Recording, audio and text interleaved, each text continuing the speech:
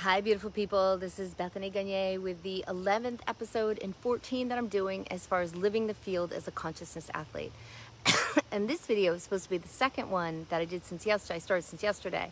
And this topic has been, well, what happens when your intentions don't manifest? And it's such a big topic that I addressed part of it yesterday. And I strongly encourage you to go back and get that because that was kind of the lighter stuff. This is going to be the heavier, denser stuff.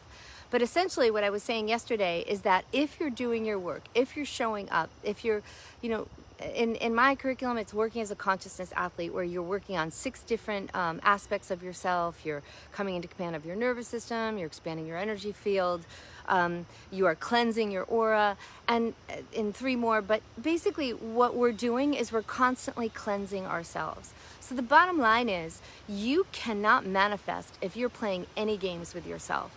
If you kind of know you should be doing something else, but you're not really doing it, but you're trying to overlay an intention on top of it, none of that crap will fly at all with the universe. You have to be completely unfettered.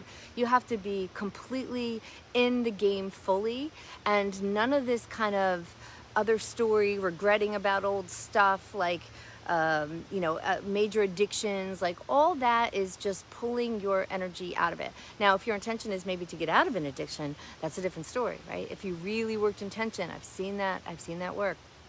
But the idea is if you're playing any games with yourself at all with life, that needs to be confronted first, bottom line. And that would definitely increase your efficacy as far as work in this field. But one thing I want to talk about today is really the general whole lifespan and why we're here. And this directly relates to possibly intentions not necessarily working out the way you want. First of all is the idea that this is for spiritual people. I would totally understand that if there's someone that's really doesn't believe that there's anything bigger than each individual, then this is not the conversation for you. But if you're one of those people that feels like there's something more going on here, then you may want to listen to this. And so it's this idea that we are, these infinite beings, and and a lot of the indigenous cultures will talk about how we're actually asleep now, like we think we're awake. Actually, in indigenous cultures, there's this understanding that we're asleep now, and that we're really awake before we incarnate. Then we fall asleep here in the 3rd dimension, and then we wake up at the end of our lives. And so it's this idea that before you incarnated, you're this infinite being. And what did we do? We completely crippled ourselves. We completely handicapped ourselves into this teeny tiny little infant whose nervous system is only filters out the least amount of information almost possible to even exist in this realm, right? So understand that the scientists have said that our nervous system only interprets about 1/1000th of 1% of our of the information that's available at all times. 1/1000th of 1%. So as Austin Vickers talks about, we know closer to 0% of what's happening around us than we even do 1%, okay? So again, humility, right, on what are we all really doing here?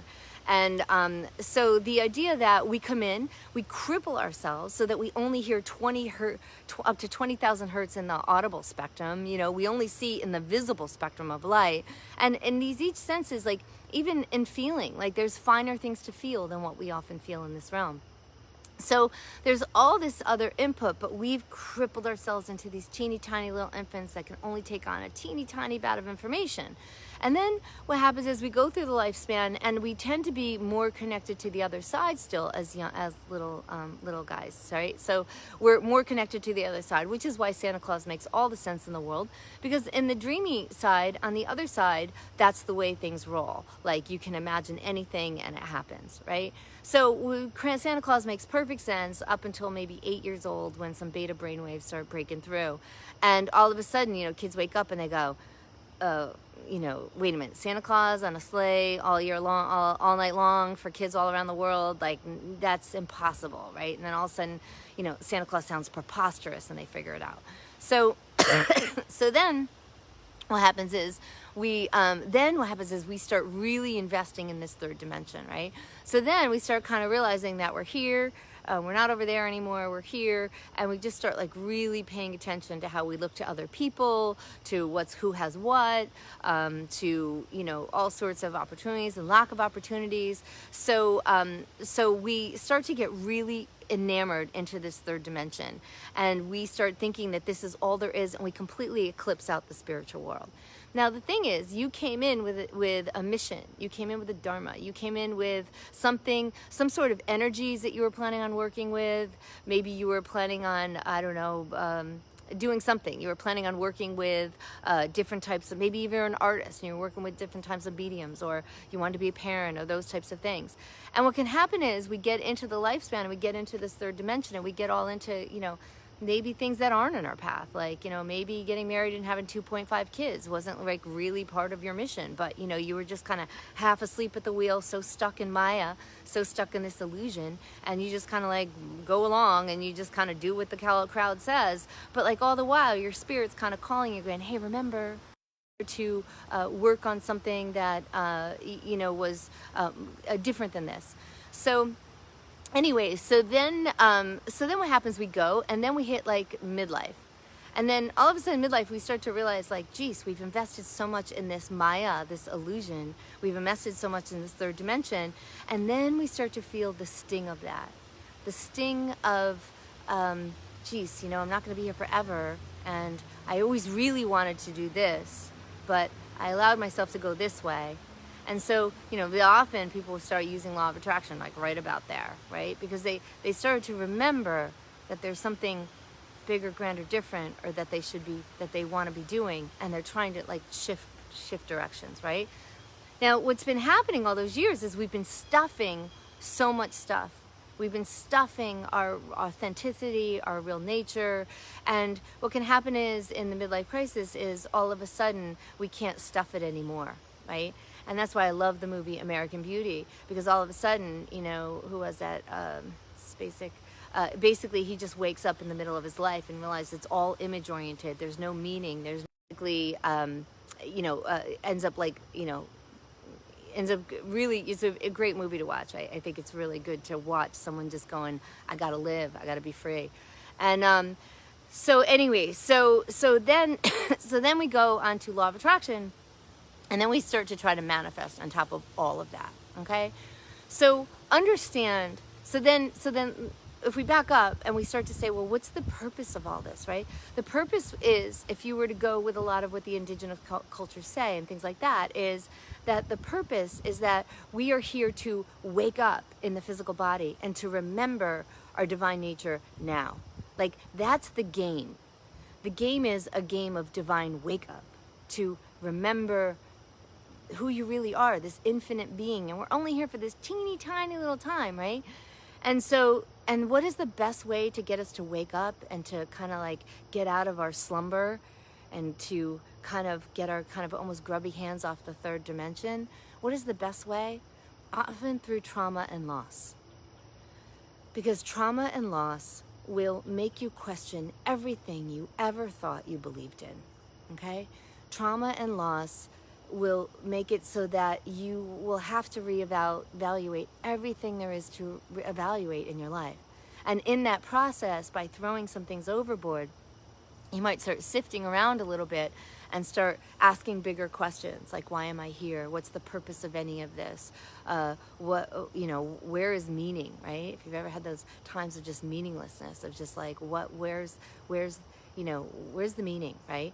And so this idea that you will, this idea that the loss comes in at a time, because none of us gets through this life unscathed, to completely recalibrate us and to kind of throw some stuff overboard that we wouldn't have done ourselves. And in the process, what happens is we end up throwing stuff overboard, and we didn't realize that maybe we had a whole bunch of tentacles, a lot of our energies were going out to things that weren't part of our path or whatever it was. I mean, you know, we're obviously honoring, say you lost someone, you still honor that person or whatever, but when you remove that person from your life, you've got to start figuring, what are you going to do with your energy? Where's it going to go, right? And so a lot of times what will happen is we pull the energy back from these different people, different situations. And the good news is, here's the good news. The good news is we have that energy to replug back into our own energy. And what that means is you have more of your own energy to finance your own life. And by the way, that's why you're here. Because you're here on your own journey. I've had 2 of these major traumas in my life that have recalibrated me. One was so bad it was on the news. And it was very clear on that first one that I come into this world alone and I die alone. And my journey in between is about the gorgeousness of my soul and unfolding and what's happening. And it's the same thing for you. So if you really get it, that the purpose here is to doesn't matter who you look like to whatever, doesn't matter what money you have, it doesn't whatever, is your soul becoming unfettered and free? Are you coming into the sweetness of the gorgeousness of your infinite being? And that may not sound like much because you want the car or you want the great job or you want the whatever. But in the end, even if you were to use this work to get all that, which is totally possible, you have to realize that the car or the job or whatever, you still have to keep that in perspective. If I were to use this work to manifest something like something great, I would have to make sure, what would happen is I would totally delight, let's just say it's a car. I would totally delight in the gorgeous car. It would be so fun, whatever, but I have to put it in perspective, because if I make it too real, if I make it too important, then I'm investing way too much of my life force into an inanimate object, and that won't roll with me, right? So it's more that I'll be in the delight because I have the freedom, the energy to actually enjoy and savor the experience, but it's in perfect perspective because you know what? You could walk away from the car after that, right? The attachment to the car has got to go, because all those little grubby little attachments are actually stealing us from our life force, which is why Buddha said all suffering comes from attachment. And the ego hates to hear that. We're like, well, what's good of being here if you're not attached to what's around you? The flip side is that when you reduce those attachments, then you have more energy to finance your life. You have more energy to finance appreciation, love, joy, sweetness, all those gorgeous emotions, because depression is your energy and economy mode, okay? So this is the big story. Why law of attraction doesn't always work? Because there's another whole trajectory that you've probably been ignoring, and you're really not following the wisdom threads of your life. And I guarantee you that every one of us, if we do this work, will end up in sweetness and joy, because it's who you are. And I'm going to encourage you, as I said yesterday's video, I want you to be intolerant of being miserable. Intolerant. I am intolerant of feeling miserable. And so if something happens at my field, and I kind of feel a little tug at my field, I go in, I cleanse it, I fix it, I do whatever I can in the 3D world.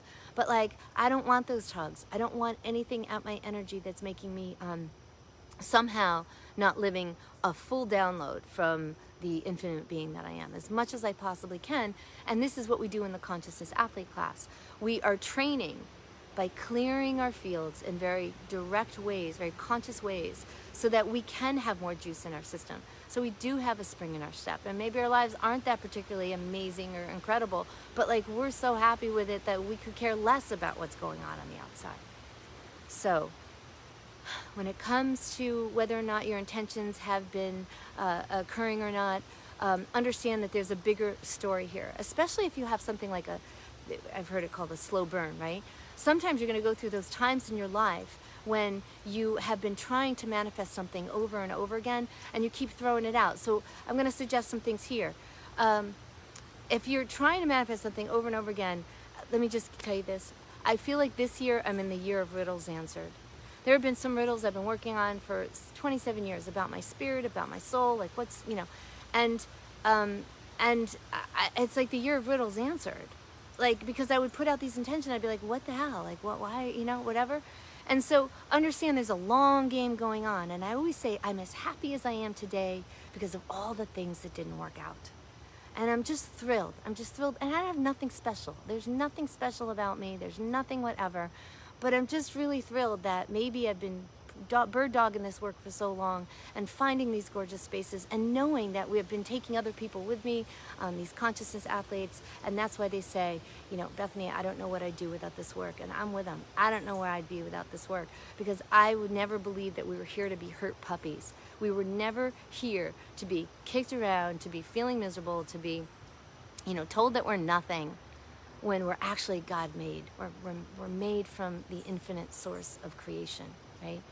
So, all right, I'm just going to circle back on the other one. So let me just give you some other advice. If you feel as though you've been at something for a while, and it keeps coming back, then cleanse it. Send it over to be cleansed. Ask it to be whatever. Try to come at it from a different angle. But don't let it go stale. The idea is that, and this is why it's good if you can join the Consciousness Athlete program, because we'll just be kind of cleansing all the sides of it, so to speak. All right, so you know, the whole journey of this law of attraction and everything is really that we develop this sweet spirit with your best friend, which is your infinite self.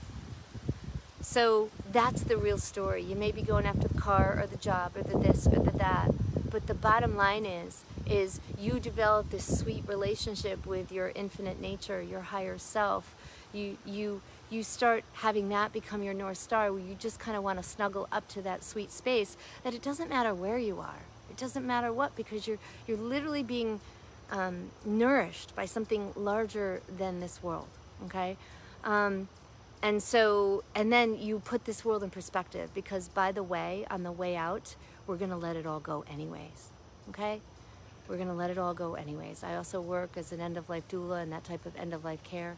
And the bottom line is, we're not going to take any of this with us. All you can take is your sweet learning, your sweet state of consciousness, and even use this sweet state of consciousness to transition out of this world in the most gentlest way possible. So in some ways, I do feel as though every day I'm actually preparing for my death. And in preparing for my death to release and let go, the benefit is I get to live better now, so that as I go through my life, I will be practicing. So at the end, hopefully I'll just kind of lay my body aside and fly off, right? So that's the bigger story of what we're doing here. And it's so much bigger. Do you see what I keep saying? It's so much bigger than just this law of attraction or intention or all of that. There's this amazing thing to be discovered within you, and I guarantee you, if you keep doing the work, and this is what we do month after month, cleansing the field, and quite honestly, when I started this work, I remember thinking, I feel like I'm onto something, but I had no proof of it for years. And yet, you know, now I've been able to take many other people through the process. I totally delight in watching them emerge into their beautiful selves, and it's been a really blessing. And in the New Peace Project, I'm wanting everybody to touch these spaces. I've been recording some other people are working on meditations, and every day I want you to do this work a little bit. That's for free, and we're gonna learn how to use these